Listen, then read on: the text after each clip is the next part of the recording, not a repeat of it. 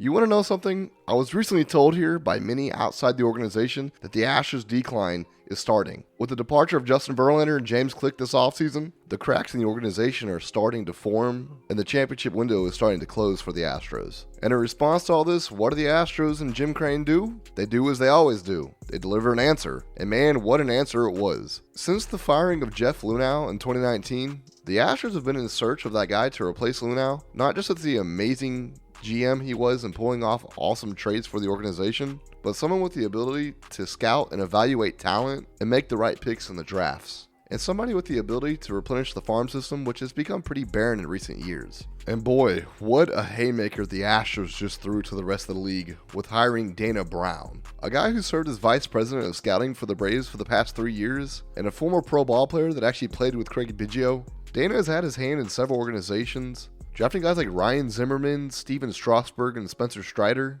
It's almost hilarious that the Astros were looking for a guy just like this, and he landed to fall in their lap from the team that actually beat them in the World Series a few years back. And for anybody with any doubts or questions about Dana Brown and this hiring, you gotta understand something. The Astros organization, from top to bottom, is one of the best in the entire league, with, in my opinion, one of the top 5 scouting departments in the entire league. With all the tools at his disposal, Dana's already set up for success. All he has to do is continue to listen to the scouting department and the analytical department, and he should be just fine with the Astros. This would be a very hard organization and team to mess up. One of the most exciting things about this entire situation is the fact that you have a guy coming in that understands how to refill a farm system, as well as his ability to evaluate talent in the draft and make the correct picks, not wasting any draft capital that the Astros may have in the future. What an absolute haymaker that the Astros have thrown right here to the rest of the league by picking this guy up. But also, I think this says a lot about Jim Crane as well. It's hard to deny the guy is not one of the top, if not the top owner in the entire league today.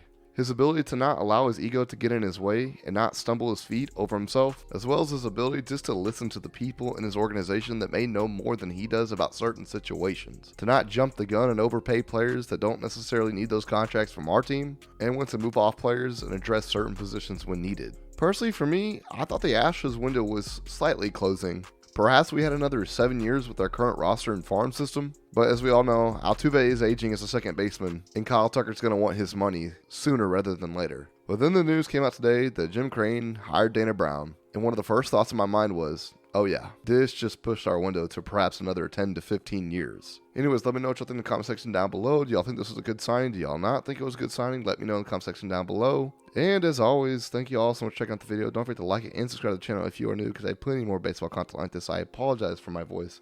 My allergies are killing me. And I will see y'all all in the next one. Adios, mis amigos.